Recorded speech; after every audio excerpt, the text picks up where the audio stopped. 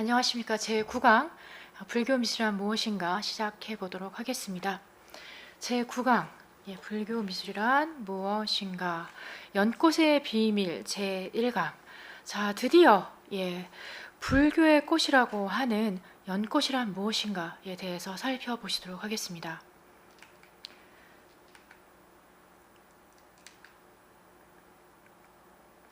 꽃만 꽃을 피우는 게 아니다. 우리도 꽃을 피운다. 과연 이번 생에 우리도 깨달음의 꽃을 피울 수 있을까? 사람도 꽃을 피울 수 있고 또 피워야만 합니다. 과연 이게 이제 무슨 말인지 알아보는 시간을 갖도록 하겠습니다. 석가모니 부처님 돌아가시고요, 열반에 드시고요, 거대한 이 스투파 조형의 시대를 거쳐서 대표적인 초기 불교 미술에 해당하는 간다라 마투라 양식이 나온다고 이제 말씀을 드렸죠. 이제 간다라 마투라는 1세기 AD 1세기에서 이제 3세기 경에 이제 나옵니다. 그래서 이제 인도 간다라 북부와 인도의 북부, 그러니까 간다라 지방이고요. 그 다음에 인도의 중부, 마투라 지역에 거의 동시에 사람 모양의 불상과 이제 보살상이 만들어지기 시작을 합니다. 그런데 이제 초기 불교 미술일수록 이 깨달음의 모습에 합당하는 매우 직설적이고도 이 생생한 표현을 찾아보실 수가 있습니다. 그래서 과연 이제 이 보살님들이 머리에 쓰는 이 보관이란 무엇인가, 이 보관이 정말 무엇인지 또는 이제 광배가 무엇인지 즉각적으로 그냥 보는 순간 알아볼 수 있게 조형한 작품들이 많이 있습니다. 지금 보시는 이 조각상은 이제 초기의 간다라 후기의 이제 초기 불교 미술에 해당하는 간다라 후기의 이제 보살상인데요. 이 보살상의 얼굴 주변을 보시면은 곱슬머리인가 싶더니 마치 식물 넝쿨처럼 에너지가 뿜어져 나오고 있습니다. 마치 이제 뭉게 구름처럼 다양한 꽃이 피어나고 있는 것처럼 보입니다. 근데 이제 얼굴 주변뿐만 아니고요, 몸체에서도 나선형으로 회전으로 돌아가는 이제 장엄 연기라고 말씀드렸던 이런 장엄 연기하는 문양이 에너지가 뿜어져 나오고 있습니다. 퍼져 나오고 있습니다. 보살상은 머리에 화려한 보관을 쓰고 있다. 보통 이렇게 이제 표현을 하는데요. 초창기 보살상의 모습을 보시면 어떻습니까? 원래는 보관을 쓴 것이 아니라 몸에서 화려한 장엄 연기, 보신의 에너지가 뿜어져 나오고 있는 것을 표현한 것입니다. 사실 보살의 보관이나 옷, 그리고 장식 같은 것들은요, 깨달음과 하나가 되는 순간 몸에서 그 장엄한 에너지가 뿜어져 나오는 것을 장엄 연기하는 모습을 표현한 것입니다. 이제 유기적인 관계에 있는 것이지 몸 따로 보관 따로 옷 따로 목걸이 장식 따로가 절대 결코 아닙니다. 그래서 이제 이러던 것이 세월이 흐르면서 보관을 쓰고 옷을 입고 장식을 걸치고 있는 것처럼 이제 정형화되어서 이제 표현되게 되었습니다. 지금 보시는 것은 이제 간다라 이제 시대의 붓다 성도상 2, 3세기 작품인데요. 이 간다라 시대 부처님 성도상, 부처님이 성도, 득도했을 때의 모습을 상으로 나타낸 것인데요. 보시면은요, 깨달음과 합의를 하니까 몸체에서 이제 빛의 에너지가 뿜어져 나오는 것을 광배로 이제 생생하게 표현을 하고 있습니다. 지금 여기에 이제 조각된 것이 정말로 부처님 머리 또는 부처님 뒤에서 잎사귀가 뿜어져 나오는, 잎사귀가 뻗어 나오는 것일까요? 아니겠죠. 실제 잎사귀가 아니라 이제 깨닫는 순간 몸에서 뻗어 나오는 장엄 에너지를 식물 문양에 비유해서 빌려서 이제 표현을 하고 있습니다. 이렇게요. 이제 깨달음과 합이란 것은 원형의 빛으로 표현을 하고요. 거기서 장엄 연기에서 응화신으로 피어나는 모습을 이렇게 이제 나타내고 있습니다. 자, 깨달음의 조형화, 우주의 연꽃 열리다. 초전법륜 초전 법륜의 장소에 세워진 다메크 스투파를 통해서 불교 미술의 핵심 특징을 보시고 계십니다. 이 초전 법륜 설법의 순간은 세상에 무명이 거치는 순간이겠습니다. 예, 참으로 역사적인 순간이지요. 어떻게 이 존재에서 탈출할 수 있는가, 이 존재에서 해탈할 수 있는가 하는 그 방법이 공개되는 순간이지요. 그래서 이제 무명의 마음에 갇혀있던 인류가 스스로의 감옥에서 탈출할 수 있는 비법이 석가모니 부처님으로부터 공개된 이 장소에는 그것을 기르기 위해서 다메크 스투파가 세워져 있습니다. 바로 여기서 이제 초전법륜경을 이제 설하셨죠. 예. 근데 이 초전법륜경의 내용 이제 일부를 살펴보면은요, 석가모니 부처님께서 설법을 하시는 그 순간, 그 순간 범천의 세상에 이르기까지 이 속계를 그러니까 넘은 이 천계의 세상에 이르기까지 그 소리가 퍼져나갔다. 그리고 이 만개의 세계는 아주 강하게 흔들렸고 요동쳤다. 그리고 측량할 수 없는 광의로운 빛이 나타났다. 이 빛은 이제 지상에 있는 모든 신들의 광채를 능가했다. 이렇게 이제 표현하는 대목을 만날 수가 있었습니다. 이 다메크 스투파라는 조형물 그 자체는 이런 진리의 내용을 고스란히 시각적으로 보여주고 있다라고 말씀드렸는데요. 과연 세상에 무명이 거치는 순간 이것을 어떻게 표현할 것인가? 그거에 대한 구체적인 양상이 이제 스투파에 나타나 있는데 그것을 이제 보시도록 하겠습니다. 자, 위에 인용 문구에서 측량할 수 없는 광의로운 빛이 나타났다라고 했는데요. 이것은 다메크 스투파 상단의 원통 기둥이 솟아오른 모습으로 표현되어 있습니다. 7세기에 이곳을 방문했던 현장 법사님의 이 기록을 보면 이 다메크 스투파를 이렇게 표현하고 있습니다. 하늘이 찌를 듯이 솟아 있다라고 표현한 것으로 보아서 지금 현재의 높이보다 훨씬 높았을 것으로 추정이 됩니다. 네, 세월이 지나면서 이것이 이제 조금씩 이제 허물어지게 된 것이겠죠. 자, 그리고 이러한 빛이 나타나기 전에 세상은 강하게 요동쳤다. 라고 합니다. 궁극의 차크라인 제7차크라가 열릴 때는 나머지 6개의 차크라도 용해되면서 최고의 진동수의 파장이 일어난다라고 합니다. 제7차크라, 여기 이제 6개, 100개 차크라, 이제 뚜껑이 열릴 때는 1, 2, 3, 4, 5, 6, 6개의 차크라도 같이 녹으면서 용해되면서 최고의 진동수의 파장이 일어난다라고 합니다. 즉, 이제 깨달음의 꽃이 열릴 때는 어마어마한 이제 진동이 일어난다. 이제 이런 표현들을 이제 만나볼 수가 있었는데요. 그것은 이제 이러한 깨달음이 열릴 때의 모습은요. 하단의 연꽃이 만개하는 형상으로 일단 표현이 되고 있습니다. 다메크 스투파의 거대한 원형의 기단 부위에는 연꽃잎이 8개 둘러 있는데 그 연꽃이 이 거대한 연꽃이 이 지상에 피어나는 형상의 모습을 하고 있는 것이 이제 다메크 스투파입니다. 닫혀있던 봉오리가 이제 열린 형상입니다.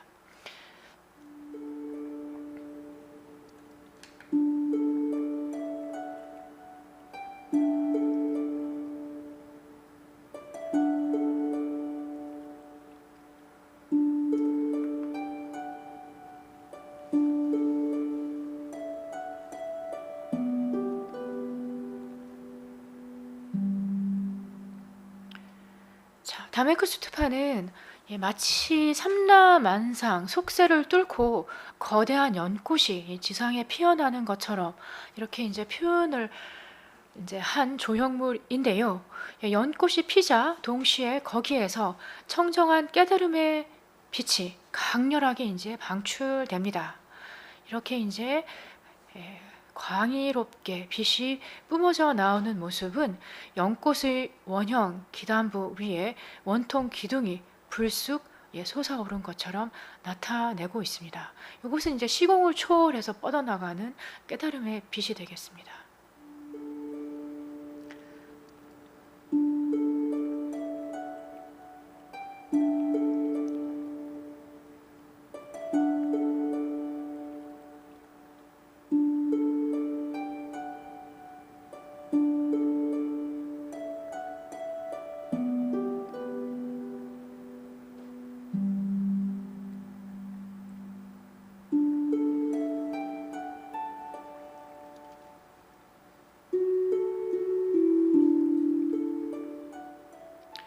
건축 당시에는 현재의 높이보다 이제 현장 법사의 기록 등을 감안해 보면요, 훨씬 높았을 것으로 추정됩니다. 현재까지 남아있는 주변의 작은 스투파들을 보면요, 다메크 스투파의 본래 모습이 어땠는지 추정해 볼 수가 있습니다. 그래서 이제 물론 당시에는 당시 기술로 최대한 높일 수 있는 데까지 올렸을 것이라고 추정이 됩니다. 지구상의 최대 불교 유적이라고 알려진 인도네시아 보르보도르의 사원, 이제 우측에 보시는 것인데요. 사원의 불타 표현도 역시 이제 유사한 형식으로 표현되고 있습니다. 원형의 기단에서 원기둥의 빛이 위로 뻗쳐 오르고 있습니다.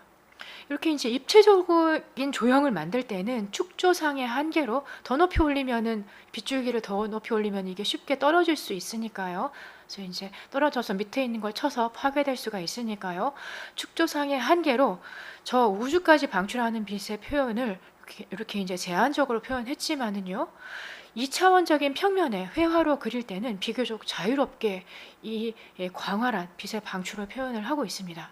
예를 들면 조선 전기 월인석보 팔상도에 석가모니 부처님 득도하는 성도의 장면을 보면요, 항마와 동시에 깨달음을 얻는 순간 이제 부처님의 몸에서 육계가 올라오고 육계에서 여의주가 보이고 여의주에서 찬란한 빛이 방출되고요. 이 이제 정수리 백회에서 분출하는 빛은 이제 허공을 가로질러서 이제 하늘로 치솟고 있습니다. 그리고 그 빛 속에는 무한한 불성이 편재하고 있습니다. 제7, 8강에서는 7강과 8강에서는요, 그 본체인, 깨달음의 본체인 여유주 원상을 위주로 보셨고요. 지금 이제 9강 또 앞으로 10강에서는 깨달음의 체가 아니고 깨달음의 용, 작용에 해당하는 용으로서의 빛의 분출과 연꽃의 만개라는 그런 특징을 보시도록 하겠습니다.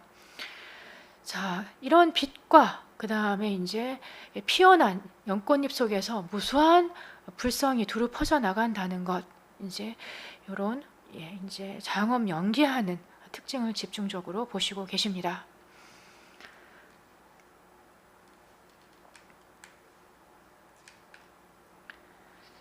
사르나트, 즉 녹야원 가람에는 높이가 약 100여 척 또는 200여 척 되는 정사가 하늘 높이 솟아 있고, 그 주위에 100단이나 되는 감실에는 각각 황금 불상의 부조가 있었으며, 안쪽에도 열지어서 등신대 크기의 초전법륜상이 안치되어 있었다 라고 이제 7세기 현장법사 대당서역기를 보면은 사르나트를 방문했을 때의 그 모습이 이제 묘사되어 있습니다.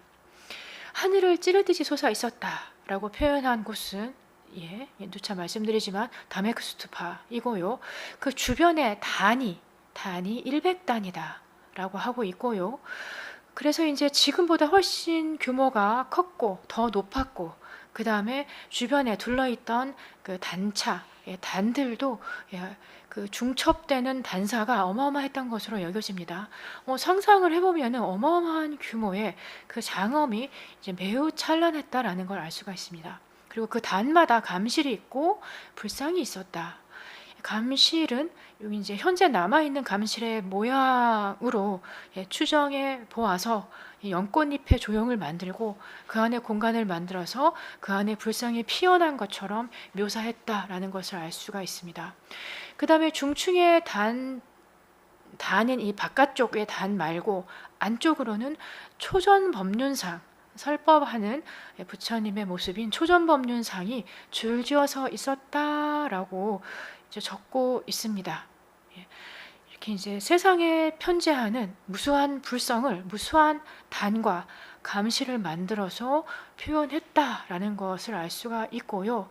그 다음에 이제 그것이 실제 모습이 어떠했을까라는 것은 우측에 보시는 이 보르보도르 사원의 이 조형 모습으로 살짝 유추해 보실 수가 있겠습니다. 이 보르보도르 작품의 이 사원의 이 축조물을 근거로 다메크도 이러지 않았을까라고 이제 추정해 보실 수가 있습니다. 현재 사르나트 고고학 박물관에는요, 그 내부에 안치되었던 초전 법륜상일 거다라고 추정되는 작품이 2점 있는데, 그 중에 한 점이 지금 보시는 이 작품입니다. 이 작품이 굽타 미술의 정점을 찍는 그 유명한 사르나트 출토 초전 법륜상입니다. 양손은 가슴에 대고 동그랗게 말아진 설법인의 수인을 하고 있어서 지금 법륜을 굴리시고 계시구나, 초전 법륜의 그 모습이시구나 라는 걸 알 수가 있게 조각을 했고요.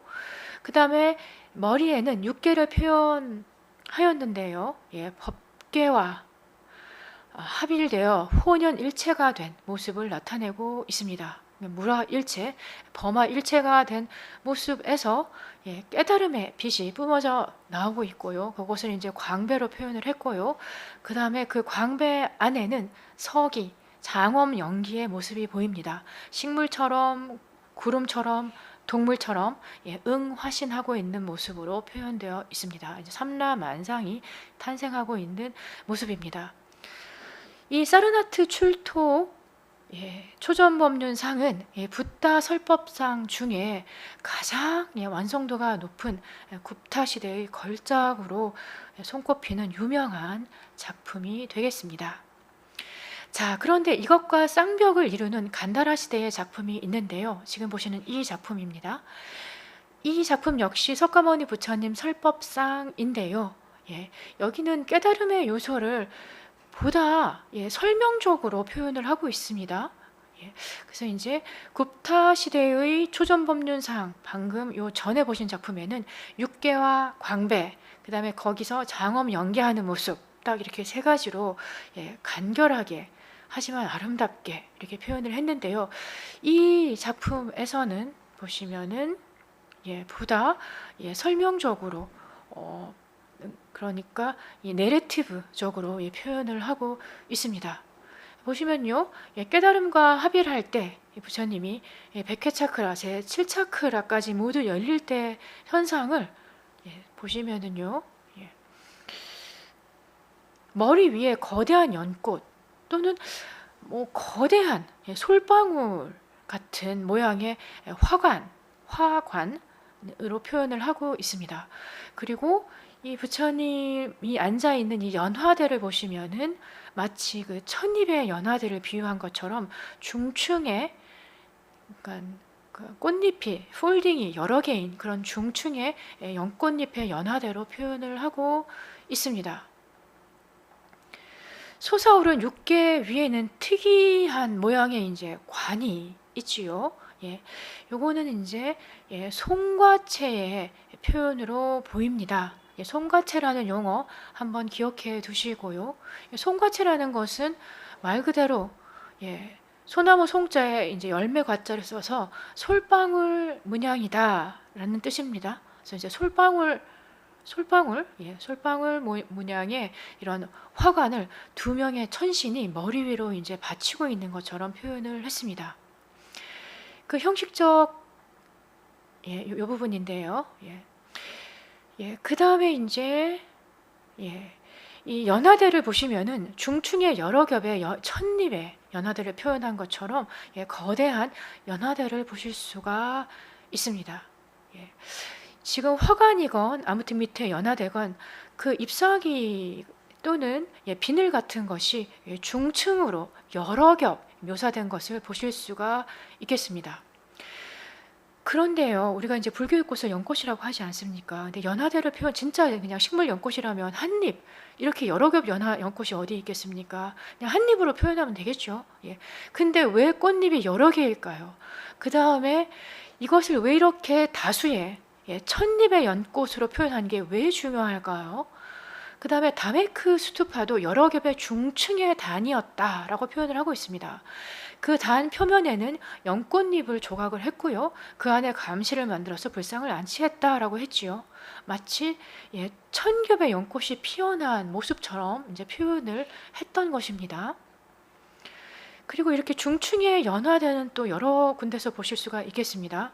요 이제 금동불은 중국의 금동불인데요. 선정인의 수인을 하고 있는데 하단에 이제 연화대가 중층 여러 겹, 중층 여러 겹의 꽃잎으로 강조되고 있습니다. 요거를 다시 이제 거꾸로 엎은 모습을 보시면은 거꾸로 엎은 모습을 상상하시면은 바로 여기 이제 요 연화대랑도 직결되지만은 여기 제가 이제 송가채라고 한번 말씀드렸던 요것과 또 유사하다 그런 이제 생각을 하실 수가 있으실 겁니다. 그래서 이제 이게 솔방울 모습인가 연꽃 모습인가 이제 헷갈리시기도 하실 테고요. 근데 아무튼 이 불교에서는 이것을 이제 연꽃이라고 부르고 있습니다. 이렇게요. 그래서 이제 부처님이 앉아 있는 연화대, 요건 이제 금동이고요. 중국 명나라 때 작품입니다. 아까 이제 방금 이제 간다라 설법상에 보셨던 것처럼 머리에 화관처럼 여러 겹의 꽃잎 아니면 비늘 같은 것이 다발로 피어 있습니다. 자, 요것도 이제 중국의 이제 유명한 그 불상의 연화대입니다. 아주 장엄스럽죠. 자, 그러면 왜 이렇게 중층에 이런 잎사귀에 이 연화대를 표현하려고 이렇게 애썼을까요? 자, 법명경에 보면은요, 연화장색에는 향수로 된 바다 가운데 커다란 이제 연못이 피어 있는 것처럼 보인다. 이제 이렇게 묘사되어 있습니다. 본래 법신불이 1000잎의 연화대 위에 앉았는데 그 1000잎사귀 하나하나가 각각 하나하나의 세계가 되고 그곳에서 화연한 1000 석가모니 부처님이 그 세상 속에 계시며 다시 백억나라에 모든 부처님이 계신 곳이 바로 이 연화장 세계다. 뭐 이런 표현이 있습니다. 이게 무슨 말일까요? 우리가 익히 알고 있는 연화장 세계는 큰 연꽃이 핀 것 같아. 근데 그 연꽃은 단잎, one folding이 아니고 thousand folding, 1000잎의 폴딩의 연꽃이야. 그리고 그 연잎 하나하나마다 독립된 세상이 있고 그 세계마다 석가모니 부처님이 1100억 분이 그곳에 계셔. 뭐 이렇게 얘기를 하고 있습니다. 자, 이러한 풍경을 고스란히 옮긴 것이 이제 법망경 변상도인데요. 이건 송나라 중국 송나라 작품이고요. 제가 이제 일본 교토대학에서 유학을 할 때 만날 수 있었던 작품인데요. 너무 아름답습니다. 가운데 보면은요, 이 연화장 세계를 이제 한 폭의 변상도로 기가 막히게 표현을 하고 있습니다. 한 가운데에 설법인을 하고 있는 법망경의 교주, 또 화엄경의 교주인 노사나불, 법신은 표현할 수가 없으니까요. 법신은 이제 표현할 수 없다. 이렇게 이제 경전에 이제 나와 있으니까요. 그래서 이제 보신으로 표현을 합니다. 그래서 이제 한 가운데 설법인을 한 노사나불이 있고요. 그 밑에는 1000잎의 연화대가 있습니다. 그리고 잎사귀 하나하나마다 하나의 세상들이 무수한 세상들이 있고요. 그 안에 무수한 불성, 이제 석가모니 부처님이 화연하고 있습니다. 요것도 이제 우리나라 마곡사 노사나불 괴불인데요. 바로 이 방금 읽어드린 연화장 세계의 모습을 그대로 표현을 하고 있습니다. 노사나불의 화관에는 무수한 불성이 피어나고요. 그 옆에는 여기 보시면 글자로요. 살짝 흐릿한데요. 1100억 화신 석가모니 불이라고 쓰여 있습니다. 노사나불 몸체에서 뿜어져 나오는 장엄 연계하는 그 에너지 속에서 한마디로 이제 보관으로 표현하고 있죠. 그 보관에서 무수한 불성, 석가모니 부처님이 화연하고 있는 모습입니다. 사실 이런 연화장 세계의 내용의 원조는 화엄경에서 찾아볼 수가 있지요. 그래서 화엄경에 보면은 이제 이 법망경에 묘사한 이런 내용들이 뭐 아주 장황하게 길게 묘사되고 있습니다. 이런 이제 노사나불이라는 이 보신의 바탕에서 무수한 응신, 석가모니 부처님이 응신을 하는데 그 매체가 이제 천립의 연꽃이다라고 이렇게 표현을 하고 있습니다.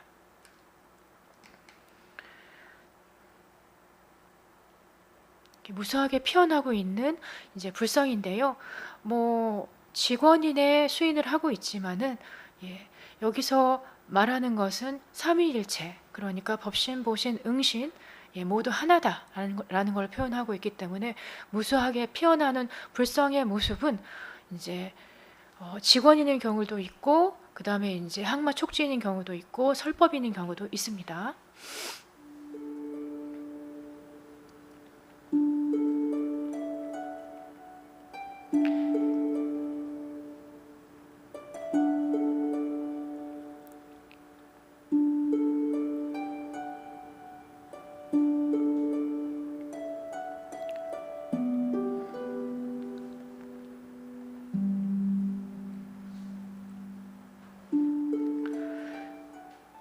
연화장 세 개는 향수로 된 바다 한가운데에 있는데 이 모습이 마치 커다란 연못에 연꽃이 핀 것과 같다 이렇게 얘기를 하고 있고요.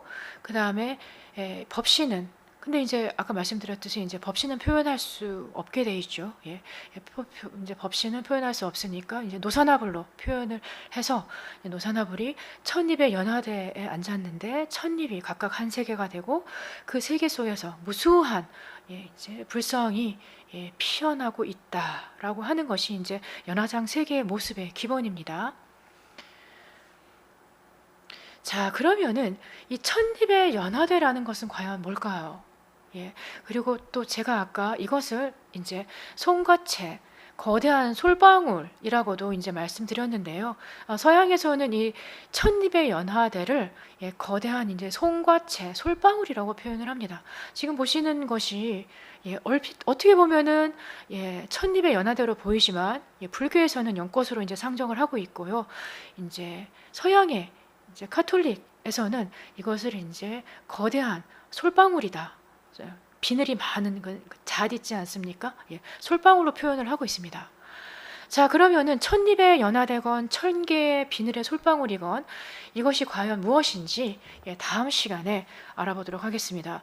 연꽃은 불교의 꽃이라고 하는데 어째서 이것이 불교의 꽃인지 종교의 꽃인지 깨달음의 꽃인지 그 비밀을 밝혀드리도록 하겠습니다. 놓치지 마시고요. 그러면 제 9강 마치도록 하겠습니다. 성불하십시오.